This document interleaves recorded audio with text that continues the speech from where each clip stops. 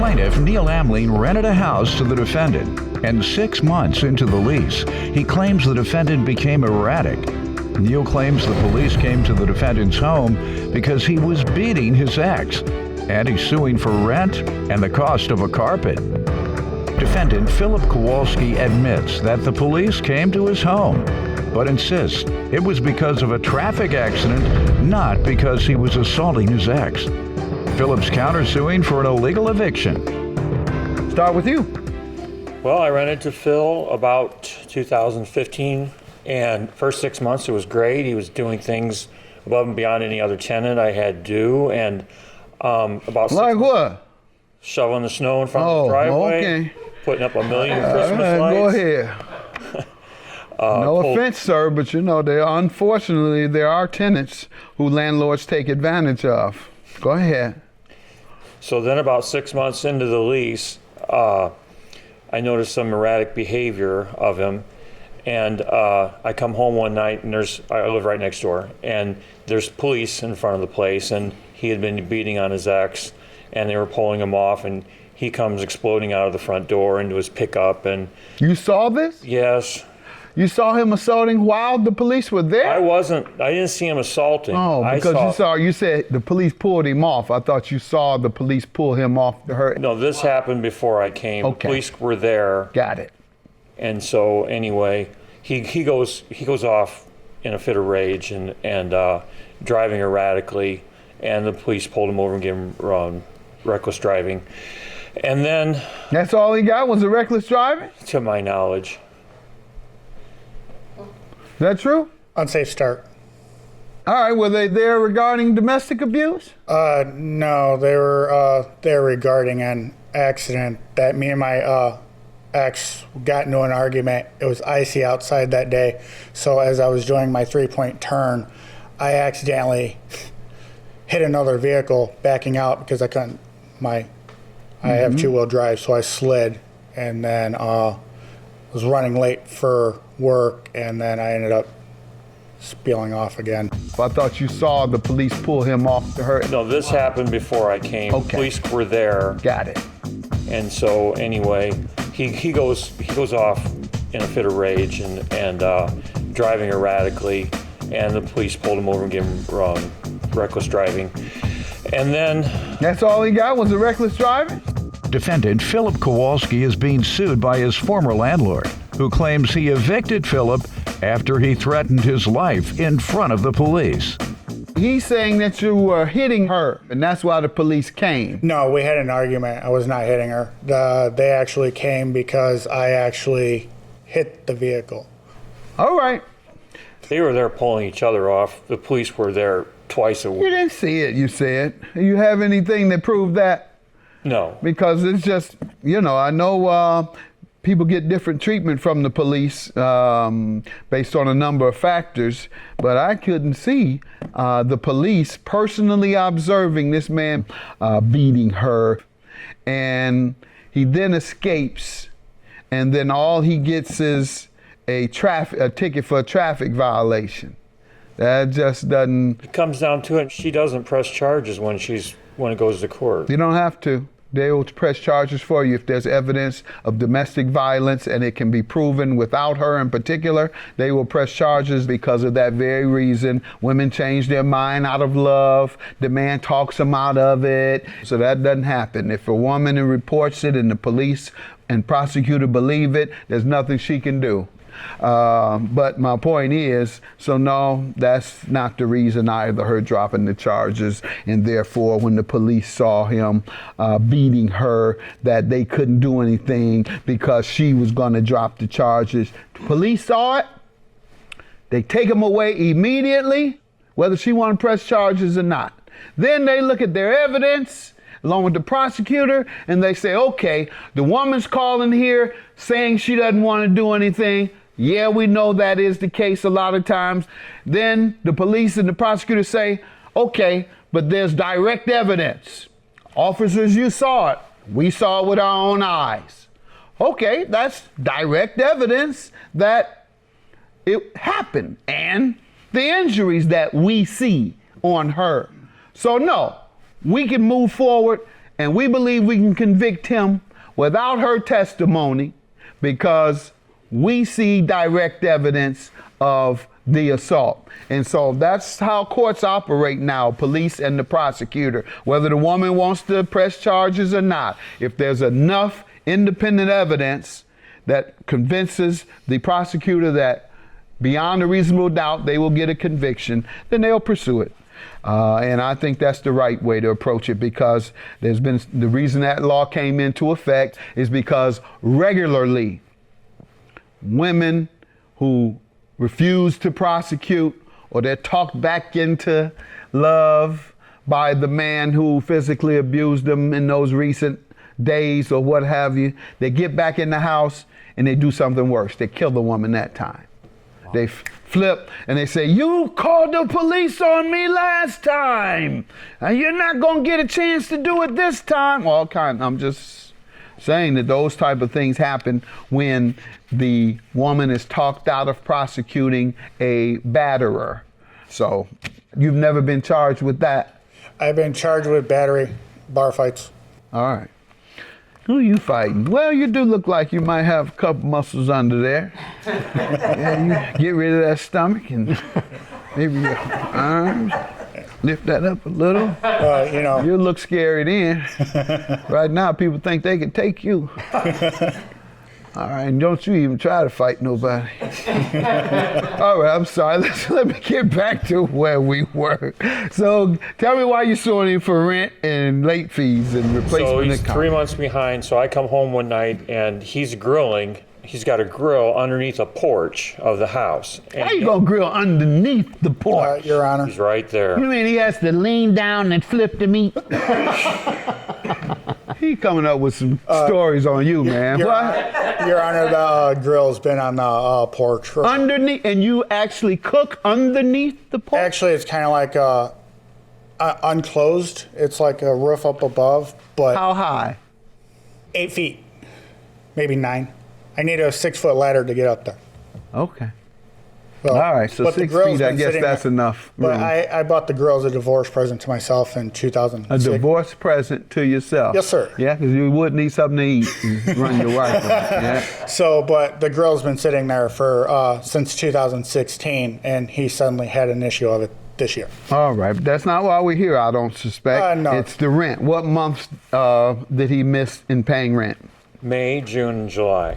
Defendant Philip Kowalski is being sued by his former landlord, who claims he evicted Philip after he threatened his life in front of the police. And you took him to court, and obviously successful, or what? I took him to court because I was coming up, because he's grilling. I got a letter from the fire marshal saying it has to be 10 feet away from the house or anything combustible. Okay, and the fire marshal wrote the statute on the letter, and so I taped it to his grill so he couldn't open the grill without noticing it. And so then, because he wouldn't listen to me, he's grilling after the letter, and as we're walking, I called 911 when I got home and saw him grilling. So as the officer and I were walking up to the porch to tell him not to, he points at me and the officer, and right there in front of his son says, "I'm going to kill you." And so under the law, if he threatens me or threatens to harm the house, then I can do an emergency eviction. Even though there's a moratorium on evictions right now, you can do emergency eviction when you're threatened like that. So I've never had my life threatened like that in front of a cop. So then I went next day and got the emergency eviction, and the judge granted it. And that date was when? That was July 2nd when I filed for the emergency eviction. And it was granted. And it All was right, what granted about on the follow-up? 10th. It was granted on July 10th. Okay. Applied, and it was granted on July 10th. Was there any other follow-up dates, court dates? No. Okay, he had a judgment of eviction on July 10th because you all were unable to remain landlord-tenant based on a threat of violence. Correct. Which is considered what we call constructive eviction, meaning the reason you're evicted is because you can't stay there and be safe.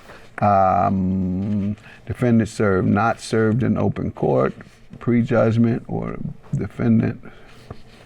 All right. Sir, what do you say to this? I was actually high-end pain meds. I was, right before that incident, I was actually just got home from the hospital. I think I've been out the hospital like a week and a half. I was in a really bad motorcycle accident to where I pretty much lost my left arm. And they had to replace my left arm, all mechanical. So I was on, Oxycontins and heavy-duty pain medicine. So my son was actually helping me clean around the house and everything else while I was cooking on the grill and helping me do stuff, drive me around, because I'm not allowed to drive for 3 months because of my injuries. I also let him know that too as well. Never let me know. That I wasn't able to pay rent because when the Uber driver dropped me off, he clearly seen that something was wrong. He asked me what happened. I told him I was in a severe motorcycle accident. His exact words were to me, well, if you knew how to ride a motorcycle, you wouldn't flip over a car. Well, in the police report that you state that you have in your evidence, it shows that the lady cut in front of me to where I had no reaction time. And I also have the discharge papers from the hospital stating that I was heavily medicated. So if you look at evidence D, page 9, and then evidence D, page 8, and evidence D, page 7, you will see that I was in a severe accident. So therefore, I also apologize to him for saying that because I was, And see, the problem is you weren't evicted for failure to pay, correct? He never apologized. No, I'm asking about the eviction. Right. You didn't evict him for failure to pay, correct? No, it was for my own safety. Correct. So payment doesn't mean anything, but he happens to owe you rent. Yes. That's what you're getting to. So even if you paid, sir, you would still have been required to move. I paid him rent as well.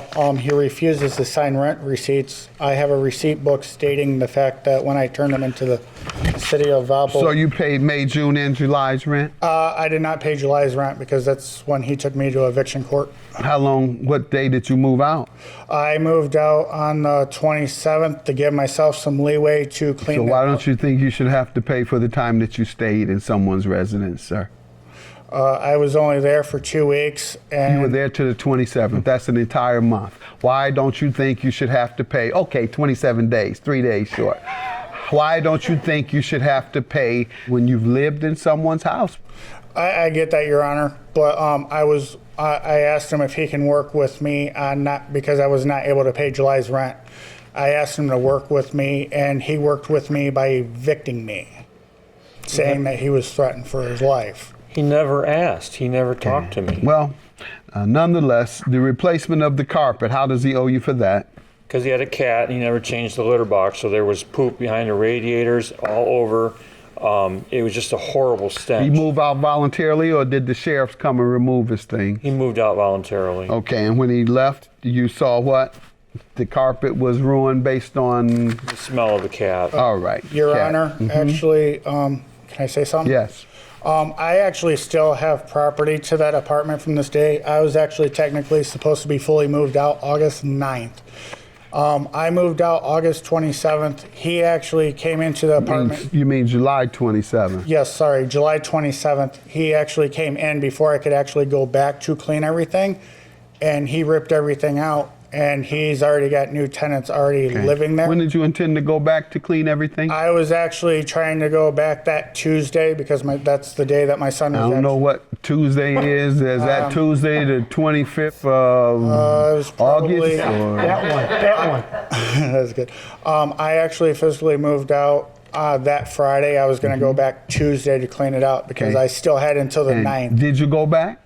I was going to, but he changed the locks on. How did you know he changed the locks? Because I tried using my key. Defendant Philip Kowalski is being sued by his former landlord, who claims he evicted Philip after he threatened his life in front of the police. And you couldn't get in, so you called him and told him you wanted to clean the place, so if he could accommodate letting you in? He had already had the carpet people there. So I went there Tuesday, and the carpet people had already replaced the carpet. Okay, sir, what did he say to that? He said he intended to come and you didn't give him time. By the way, sir, if he was convinced you had moved, he has no obligation, or he's not required to just let it sit empty, knowing that the person who was moving out 30 days from now moved out 10 days instead. If you moved out, you moved out. And so if that's what he considered to be the case, meaning all his things removed? Yes. Was there any property left? I had cleaning supplies so I can clean up the carpet. I had bleach. I had Pine Sol bottles there. I had mops. I had Swiffer mops there. I had my vacuum there, so I was intending to come back to clean the apartment. There was no vacuum. Man, I knew he threw that in. You know I know that. I believe you had the was so rest much of the. dirt I believe underneath you had the rest of the stuff, sir. But you threw that vacuum in. There were What? there was 3 dustpan fulls of dirt when we swept after the carpet. He never You vacuumed. had moved all your property out, sir. And- And legally, if it appears that a person has moved, you have a right to change the locks immediately. Not to wait till you'll give it to a teenage kid to go over there and use to smoke their weed and have their sex during the day when they're supposed to be at school. Oh, we got a vacant house. Mr. Kowalski gave us a key. Tell us to go have a little fun for a couple of days since he's moved out. No one's waiting on that, sir. Time they know you moved, they changing that lock. They're not waiting on you to give it to your teenage son or to your buddy and say, man, go have a rendezvous behind your wife's back. They're on me behind your wife's back. Thank you, man. You know I can't go to no hotels. Your counterclaim, $3,500 for an illegal eviction. How does he owe you? Because due to the factor that I turned them into the city of Valpo. Back in October of last year, I turned them into the city of Valpo because the roof is leaking. It was leaking through the walls, it was leaking through the cracks. I've asked them to fix it. There's animals that go in and out the walls. You can hear them on top of the ceiling. Like when I'm sleeping up above where the ceiling fan's at, you can hear them scratching at the walls. Didn't you have a court hearing? Huh? Did you have a court hearing in front of a judge when you were evicted? Yes. Did you tell that judge that? I didn't have the opportunity to, sir. So you didn't get a chance to talk? I did, but I have with my motorcycle accident, I have short-term memory, so I lost a lot of my memory that I'm trying to redeem All right. from the accident. Your Honor, when we were Still gonna be all right. Just hold on. So my point is, now you know. I did tell the judge that I feel that this was a wrongful eviction because I did turn him into the city of Valpo. She did ask him questions about if he got a list of everything that he had to repair to the apartment. He told the judge yes. Okay, and so you did mention it. You did mention what was necessary, and perhaps that's what you were intervening to tell me. But you did mention it, and the judge still made the decision for a judgment of eviction without any money against him. You would be the person that would have a money judgment against you for failure to pay. And you've admitted that you stayed there at least to the 27th of the month. It was like Friday. I believe it was the 27th or the 25th. I don't remember the exact date. It was Friday. You're liable for the whole month when you haven't paid without an arrangement to pay late. Well, that would mean can't stand a person's house up to the 29th of the month and move and say, I don't owe that. I didn't stay 30 days. I only stayed 29. Well, No. then I would admit that I owe him $600 for rent, not the full 3 months, because I did pay him the 2 months prior because I had May and June? Yes, I have my bank statement. Okay. Defendant Philip Kowalski is being sued by his former landlord, who claims he evicted Philip after he threatened his life in front of the police. And direct me to that. The bank statement shows $400. What page? I'm sorry. Page 3? Page 3. I did pay on the bank statements. He refuses to sign receipt books, so I just hand him the paper of the receipt. I see one $400. Yes, but I do side jobs because this was also during the COVID-19. I was cutting yards on the side as well. And I got paid from a couple of jobs, the $250 that I deposited in my bank account. He never put them in the box. He usually drops it off. He never was late before. I see a payment of on $400. April 29th. Was that for what? Was that to you? He paid in cash. I pay cash. It was the Oh, so this is just a withdrawal. yes. Yeah, I just withdrew. Withdraw Lincoln Way Valparaiso Bank. That's not indicative of payment to him. I'm not sure what you did with that money. He'd pay in cash, and I got a metal drop box. I have 2 other tenants that pay in cash, and their rent was right there, and his wasn't. For Okay. those All right. I'm May and going to June. go ahead and make the decision, and that is your replacement of that carpet. That was a lot, though, sir. You didn't try and clean it first? There was no cleaning it. The padding was, it's gone through the padding. What does your receipt say on that? What page is your receipt on the carpet? Page 9. Page 9. You made sure I couldn't read this, didn't you? All about it, 700 labor, total 1,075. Okay. Yeah, and a lot of times you do need to replace the carpet for urine. And cleaning Something needed won't to be work. replaced So. before I even moved in.